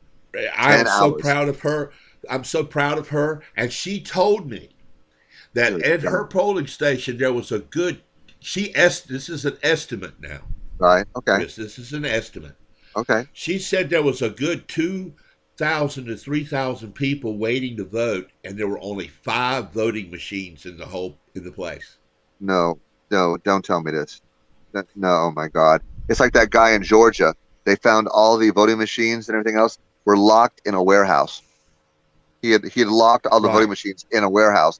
That was the guy and we've gotten videos. We've gotten videos of some post office people dumping mail. Now I don't know the credibility of that. They just got one guy, the United States Post Office, the special agents, just got a guy that had put out 8 garbage bags where he had thrown out mail, and this was a bunch of QAnon people, a cadre, a little collection of people at the post office who were basically just taking it on this mail. They were, they were anti-mask, social distancing people, and they had decided to just throw the mail out. And this wasn't the first time either. They've seen this guy in action, just throwing away the mail because this guy that they hired to run the post office was obviously taken to sabotage it, to make sure that Trump's mail-in voting fears were not going to come to light. But even with all the suppression that they've tried to do, too many people are voting this year. I mean, it's a new ball game, and if the difference is anything telling of what's coming, 75,000 people at this moment, on this date, 2016. Now we've got 8 point something million at the same date. I think things have changed. I think a lot of people that didn't vote for maybe ever, like your cousin, is he a cousin? That's what no, he is my he is my wife Sheila's grandson. That makes him my step grandson. Okay, I thought it would be a nephew. Steve is part of the Twitch community. He's a big time gamer, and he has autism and Asperger's, and he has taught me so much, man, about what being a good person is Steve. And, he was just one of those guys that just never voted. And I guess having Johnny around the house talking politics all the time got him motivated or something. I guess so. I don't want to take no credit for it. I guess so. Well, a little bit of credit. This morning I got up to go get my morning coffee, and Sheila was sitting on the couch like she normally does, and Steve was sitting there. Johnny, I got to ask you a question. What should I do? And lo and behold, he hands me a ballot, and he's getting ready to mail in. Do I just say straight ticket? And I said, man, just I'm an independent. I'm really the wrong one to ask, but but you're a Democrat, man, just go ahead and punch straight ticket. What the hell? You don't want no Republican. Vote your conscience. There you go. Vote your conscience. There you go. Yeah. And that's what these people are scared to death of. First time voters. Yeah. Participatory democracy. Yeah, I know all about it. Especially, with black people. Yeah, we don't want black people voting. Oh, Latinos. No, we don't want the Latinos. Oh, women? No. We want them back in the kitchen. Oh, I mean, where is it? Muslims? Oh, no. We don't want any Muslims. What? You don't get to decide who votes in America. But we obviously are running into what I think is the last gasp of not just the GOP, but the whole institutionalized idea that, white landowner type, consciousness, these are the people that should be running things, and if you look at our institutions, they have a women's care meeting, on Capitol Hill, but there's no women there, women's health care, but there's no women in the committee. There's no representation. How? Oh my God! How is this? You just made me think of something. You just how made is me this think democratic, of something, bro? Man, I know this is this is not off topic, but man, when I look, do you remember Michelle Bachmann? Oh yeah, do you remember that? She was a dust bunny. This was someone that used that blank stare. I used to call her. Remember the movie, The Stepford Wives? Yeah, but she was a dust bunny. She obviously was doing PCP when she was growing up or something. Yeah, her eyes, man. And I look at this Amy Coney Barrett's eyes, man, and I see that same hollowness, that same robotic, it's the in a trance look. The Stepford. It's like the fembots of I'm going back to Austin Powers, we're looking at this, and it's the fembots, these women that are actually just robots, and they are, carrying the line. I mean, this woman is against civil rights. She considered it illegitimate. She was saying that, people don't, I guess people don't really deserve health care. In other words, it's, something that you've got to be able to afford. Otherwise, I guess we're just supposed to die quietly in a corner. The idea that people can get contraception, not in her book. That's a violation of God's rule and God's covenant. Really, it's not written in the Bible, but they've kind of, I guess, written their own. This isn't the America that we grew up in even 10 or 20 years ago. They are trying to hijack. They're trying to hijack the Constitution and turn it into a authoritarian tool of oppression. Right. And Right. I think that is one of the other things that is spiking people's voting habits this particular year, because women know this story very well. The black people going through Jim Crow, which we're returning to, and with Trumpism, is just Jim Crow on steroids, as far as I'm concerned. Nazism on steroids. Donald Trump on steroids, basically. Yeah. I mean, it's the same Right. thing. So we're looking at this, in an entirely different way. No, I'd say that the sleeping giant has woken up. The American population, I don't think we're going to see 100 million people not voting anymore. But I'm going to have to. Yeah, go ahead. Yeah, I might have to go downstairs. I actually have some estate business here that I might have to run for about the next 15 minutes. If Well, I can that's take good. it. Yeah, you just leave everything like you are, and I'm going to continue. Hell, we've been on for an hour and 35 minutes. My God, well, really? It seems like we just started. Dude, But, dude, me and you have talked for 3 hours at a time on the damn phone, man. So, Well, we could talk the paint off a barn door. And let's face it, you and I have been but in this. what I'm going to do, what I'm going to do while you take a break, I'm going to, and see, we're still live here. I'm going to present some stuff that I've done, that kind of correlates with what we're talking about. Well, Right now. make it an educational meal. I mean, you've been doing this for a while. I think that people would be appreciative to hear you, hold forth on some of these topics.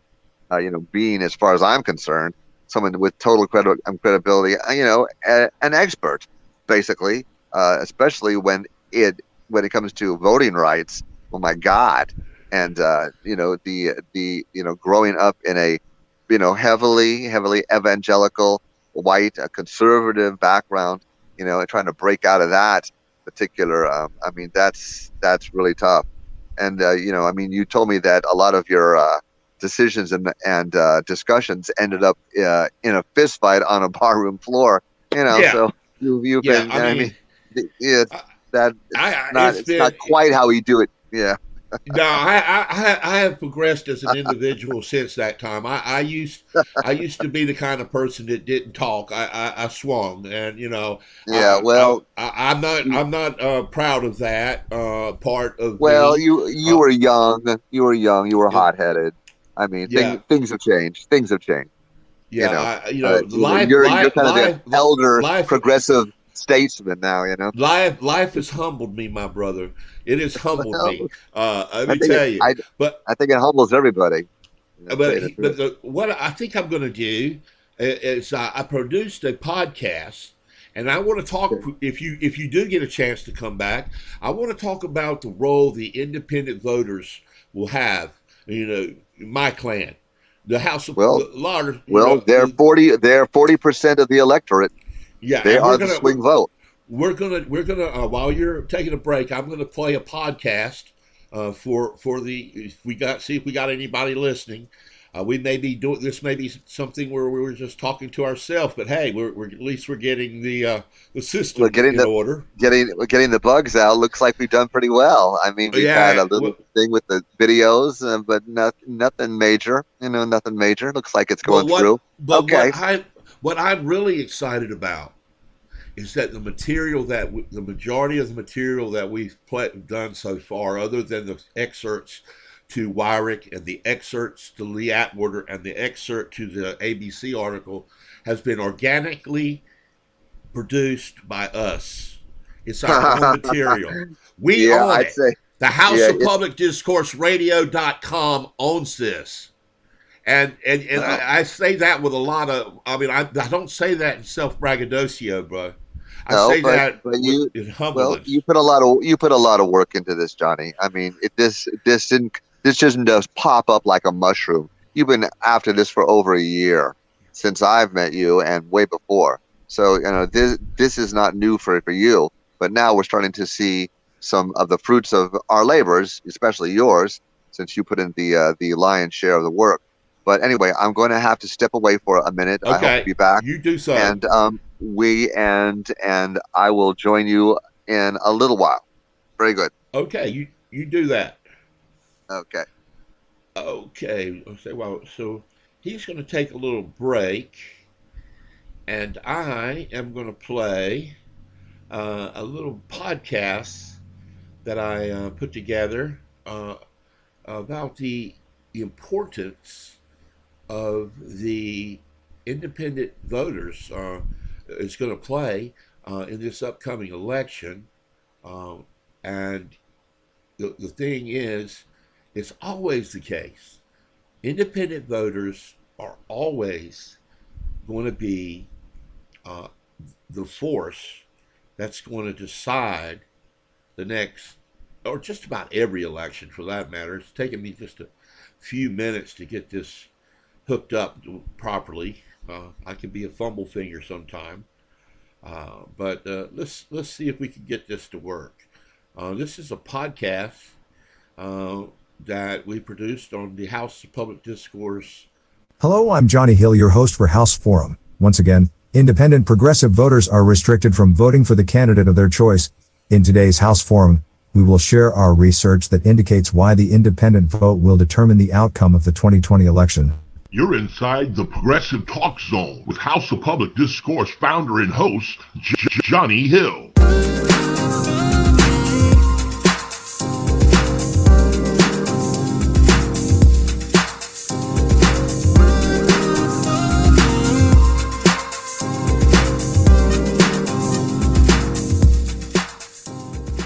Independent voters will be pivotal in the 2020 election, and everyone is looking for clues as to how they may vote less than a month from now.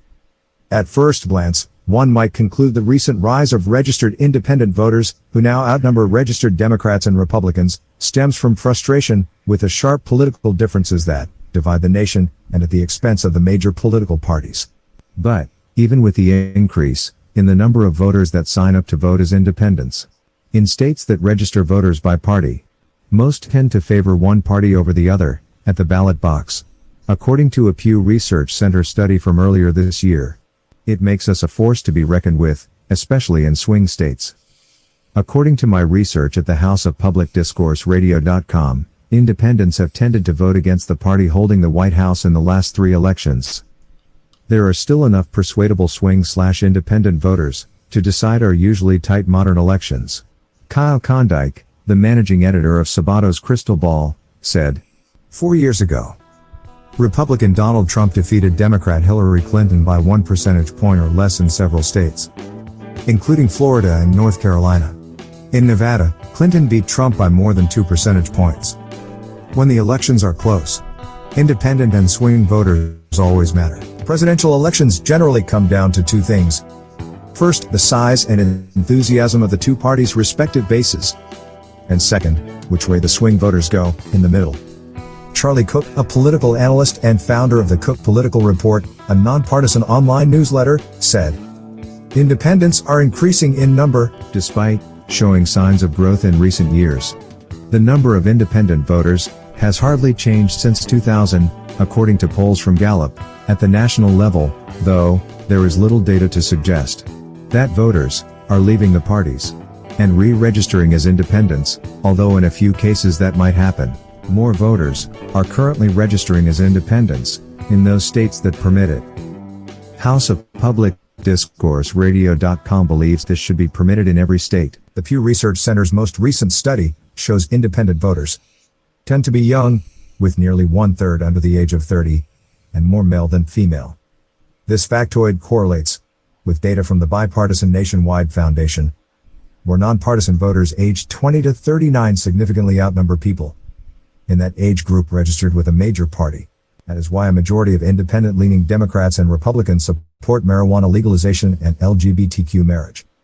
According to the study, independents also feel more negatively about candidates and parties than do affiliated voters. With all these independent voters, it does not seem like people think much of either of the 2 major parties.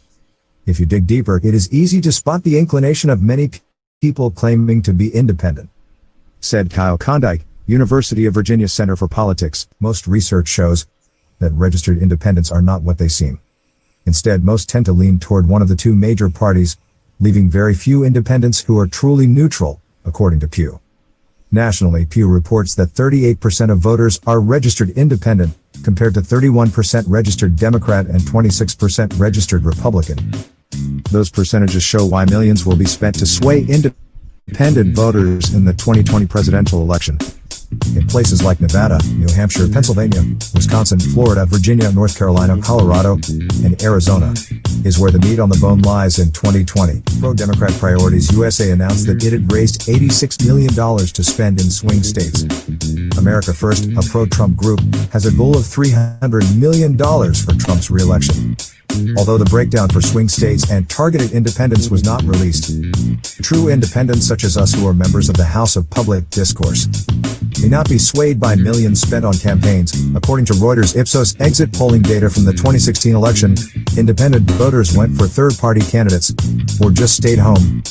Political analyst Stuart Rothenberg said Clinton and Trump were so widely unpopular in 2016 that millions of voters opted to place their votes with third-party candidates who had no hope of winning. The two states where that mattered most in the national election were Pennsylvania and Wisconsin. According to Rothenberg, writing for Roll Call, Trump won both states. The Pew Research Center study found that Democrats have an advantage over Republicans when including independent voters with partisan inclinations. Of the 38% of voters registered as independent, only 7% don't have a party preference, according to a Pew study. Most independents lean toward a party. Using the Pew data, among the 38% of Americans who registered as independent, 17% said they leaned toward the Democratic Party, and 13% leaned to the GOP. Taking the independents into account, Democrats would hold an advantage of 48% to 39% over Republicans. The data breakdown in 2018 is similar to that of 2016, when Clinton won the West Coast and the Eastern Seaboard but still lost the election. It is our considered opinion and we declare it from the highest mountaintop. The Democrats keep nominating neoliberals like Joe Biden, who a lot of people don't like. This could send anti-Trump Republicans and swing voters back to third parties in 2020. Or, just like in 2016, true independents will just sit this one out again. Trump won in the Midwest and South as well as several swing states like Florida, where he received 1% of the vote or less over Clinton. He received 63 million votes in the last two presidential elections. The winner has won Florida by 1 percentage point or less. In 2016, Trump won 48.6% of the vote. Democrats made gains in the 2018 midterms, which was largely viewed as a referendum on Trump. They won back the U.S. House and State House seats nationally. These high gains suggest to some scholars and analysts that the Democratic Party's recent strength in suburban areas bodes well for a Democratic presidential aspirant Joe Biden, particularly in Pennsylvania, Wisconsin, Michigan, and North Carolina states Trump won with a plurality in 2016. Trump has done little since 2016, attacks, divisive appeals, and nationalistic language. Those things don't appeal to most independents. As a progressive independent political activist, I think Trump's handling of the pandemic is a joke. What is more troubling, however, is that his base doesn't give a shit about it. However, it will be up to the Democrats to convince independent voters and progressives who voted for third-party candidates in 2016 not to do so in 2020. From what I have seen in my research and from the feedback we are receiving from members of our House of Public Discourse, I do not think they have. What we have seen is the same old messaging from the Democratic Party, the Trump narrative. You've been listening to the House Forum with Johnny Hill on the all-new House of Public Discourse Radio.com. Until next time, have a great day from the House, where our house is your house.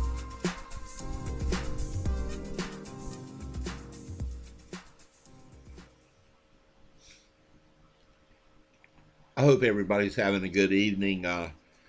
You're inside the all-new, all-live House of Public Discourse Progressive News Network.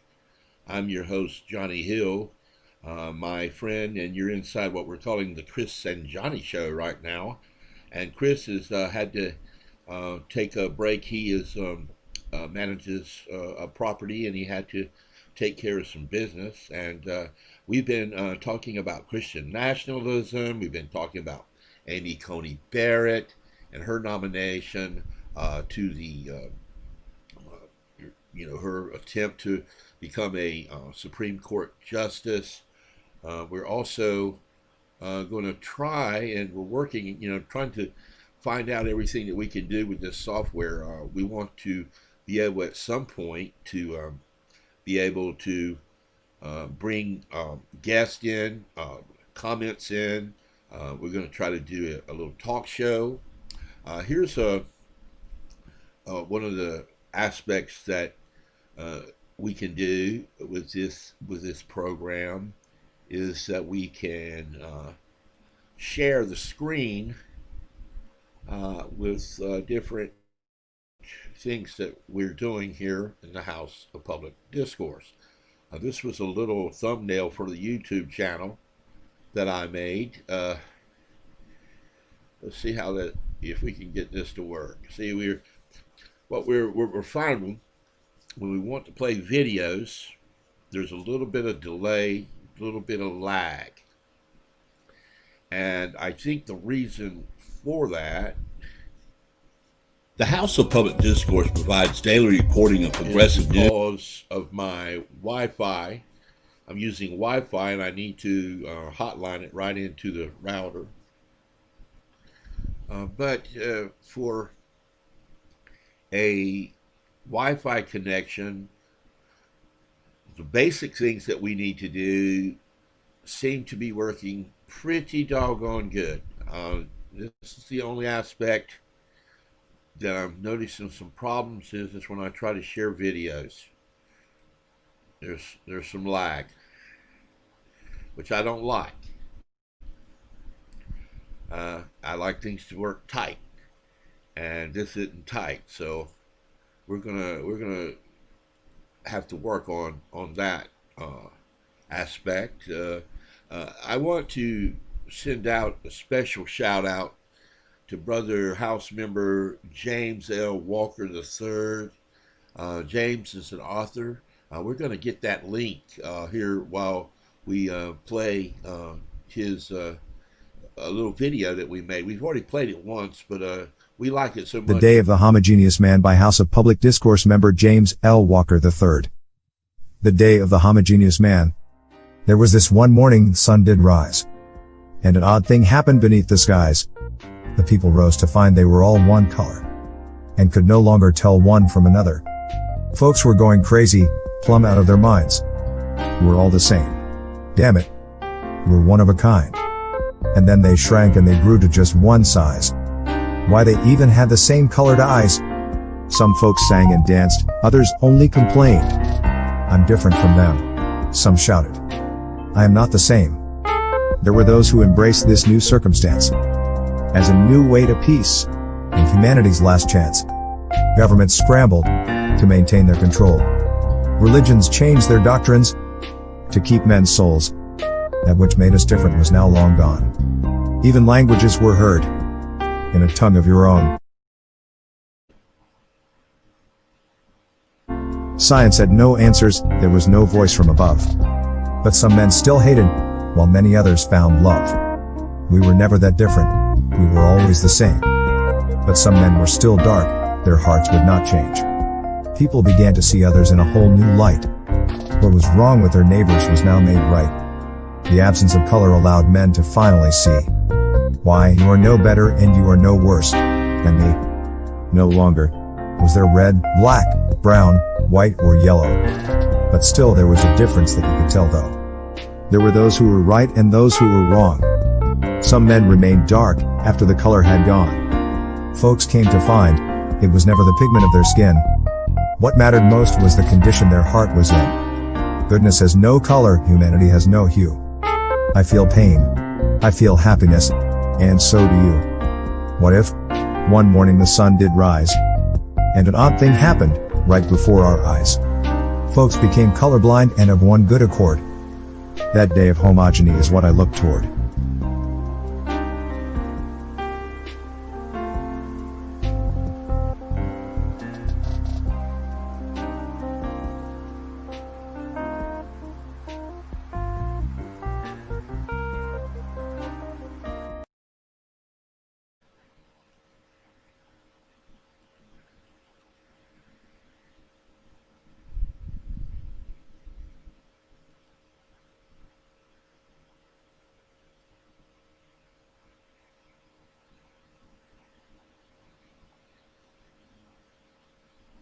down. Today on the Daily House Forum, there are some lawyers, politicians, and diplomats who support WikiLeaks' Julian Assange. The House virtual team will be discussing this matter. Why crickets from the mainstream media pundits?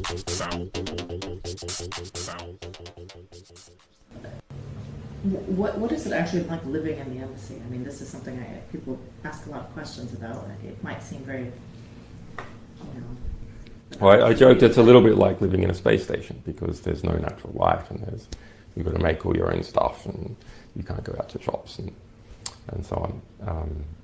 But I've been in solitary confinement. I know what life is like for prisoners. It's a lot better than it is for prisoners, and that's something that's issued to me. But it's also an issue to other people. It's an issue to alleged sources like Jeremy Hammond, who's been in prison now for over 200 days in New York, or Bradley Manning, who's been detained without trial for nearly 900 days.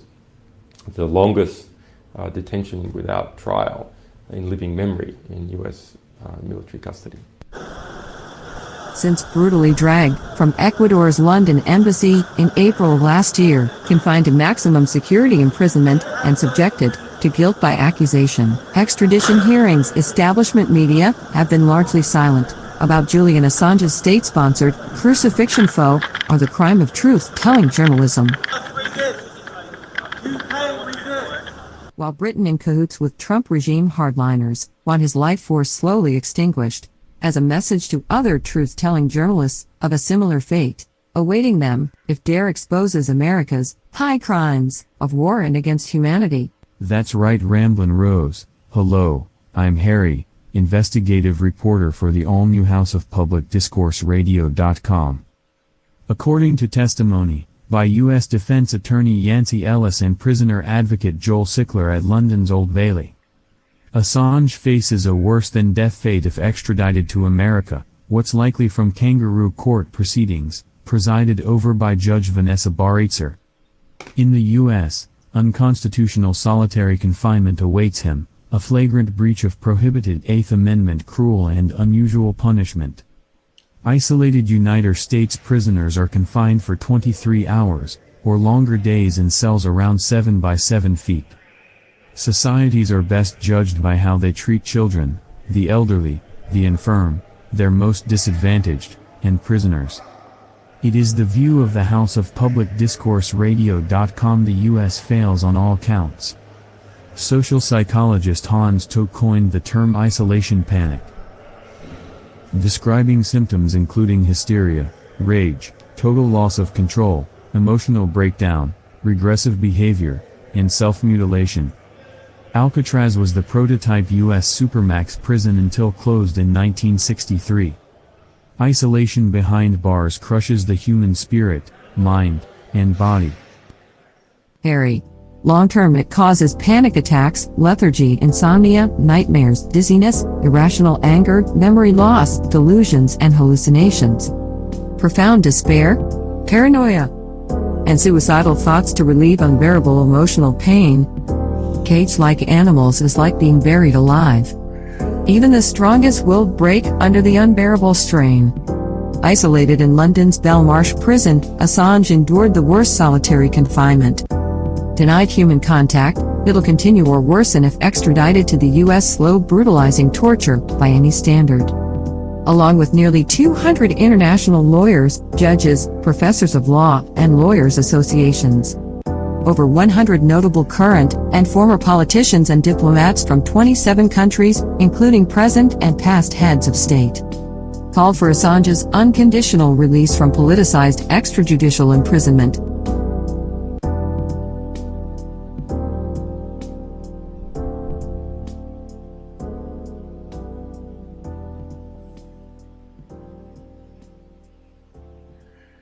Hey Ramblin' Rose.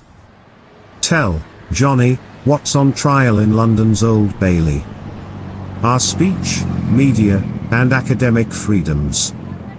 Hello, I am Sherlock Arthur, roving reporter for the all-new House of Public Discourse Radio.com, reporting from the streets of London. Extraditing him to death by slow torture in America will be a body blow to these fundamental freedoms.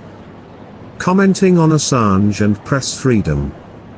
ACLU Speech, Privacy, and Technology Project Director Ben Wisner earlier said the following: any prosecution of Mr. Assange would be unprecedented and unconstitutional, and would open the door to criminal investigations of other news organizations.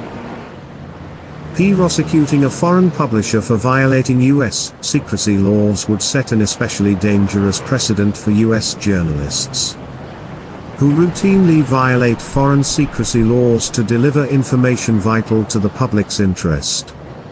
Star Chamber-like proceedings against Assange exclude due process and judicial fairness, assuring guilt by accusation with no right of appeal, followed by extradition to the U.S.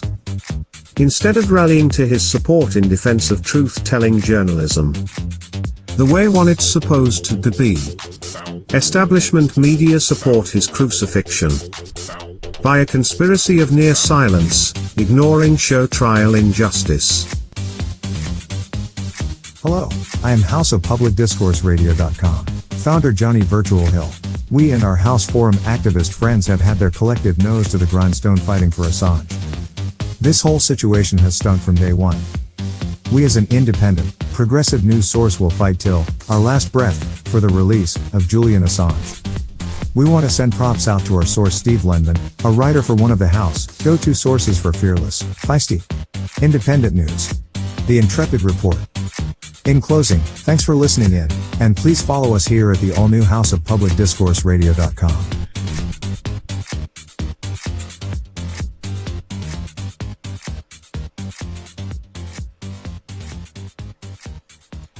Good night, everybody. Thank you for listening in. We're going to take a break and see what we got.